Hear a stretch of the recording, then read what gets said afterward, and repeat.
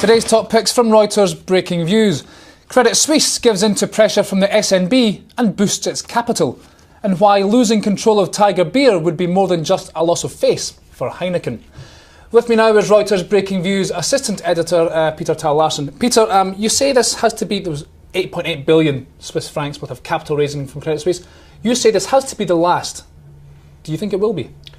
Well, I think what they've done is they've responded to pressure. I mean, the Swiss Central Bank came out a month ago and said basically we're worried about Credit Suisse's capital. It was an extraordinary thing for the central bank to do. And at the time, there was some uncertainty because even though the central bank has a lot of influence over Credit Suisse, it's not the primary regulator, actually. The primary regulator is an organisation called FINMA.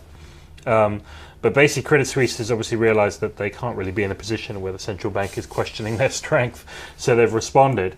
They've done a series of measures, the main chunk of which is this 3.8 billion Swiss franc mandatory convertible offer, which is basically, it's effectively an equity issue. They're issuing convertibles which convert next March.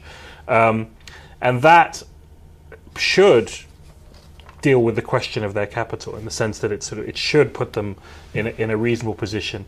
And if you believe that they can carry on earning properly, that the bank itself will generate quite a lot of earnings, which will then kind of allow them to rebuild their capital further if necessary, and you believe that some of that capital may actually be returned to shareholders in the form of dividends in the future, then you can sort of say, well, okay, I think they probably dealt with the question. A lot of shoulds and ifs and sort ofs there. I mean, the problem is, there's a couple of, there's obviously there's the environment, there's the Eurozone on their doorstep, there's the whole question about the investment banking business and how much money that's going to be able to generate in future, and they're cutting another billion Swiss francs off costs, but still believe that they can hit their 15% return on equity target. So the question sort of is, how much cost can you cut before it starts affecting your ability to earn returns?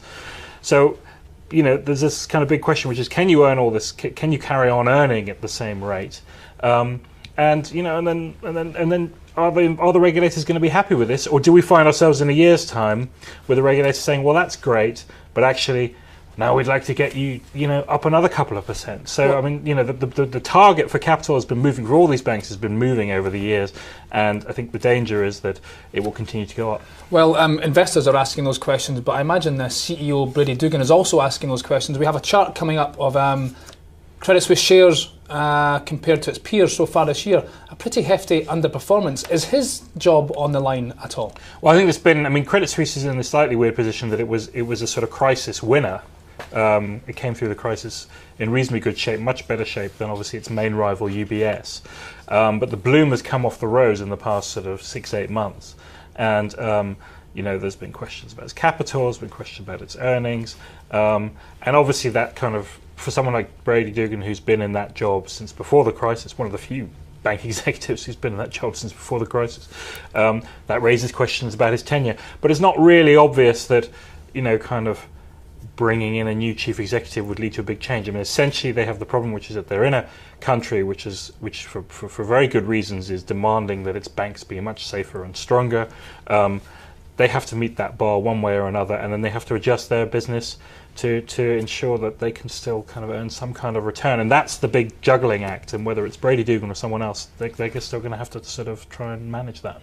Okay, let's move on to beer wars in Asia. Set the scene for us here, and I suppose the question to ask is Heineken, the Dutch company, of course, is that facing an existential battle here? If you think that Asia is the driver of its growth, and if its stake and share in Asia is under threat, then what does that tell us about Heineken? Yeah, and this is its stake in this company, Asia Pacific Breweries, which is sort of the mainstay of Heineken's sort of Asian expansion. And particularly, they've tried quite hard to get into China, and that hasn't really worked.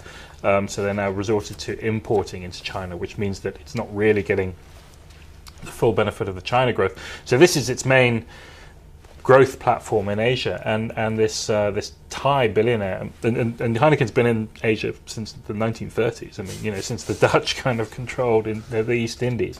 So this Thai billionaire is sort of threatening to come in and kind of undermine their presence there, and it's quite a complicated story. There are lots of sort of different moving parts, and it's quite hard to sort of see through it. But essentially, what the bottom line is, they have 42% of this business, and there's a possibility that in order to preserve their position there, they may have to take full control, and that will cost them $5 billion. $5 billion. Can the company afford it? Will investors be prepared to stump up? Well, I think that's a big question. I don't think we're there yet, but I mean, I think it's definitely on the horizon for investors. And I don't know, you probably think, you always think that having kind of control is better than not having control. But you're right. If it's sort of a position that you sort of thought you had anyway, then having to pay extra to basically just kind of stay where you are is always going to be a bit tricky. Indeed. But, so it's a sort of, it's a big strategic battle for them. A big price tag to stay still. Yeah. Peter, thank you. My thanks there to Peter Tal-Larsen. Well, there's more breaking views on Reuters.com, of course, and you can see the US edition each weekday on the Insider platform. I'm Jamie McGeever. This is Reuters.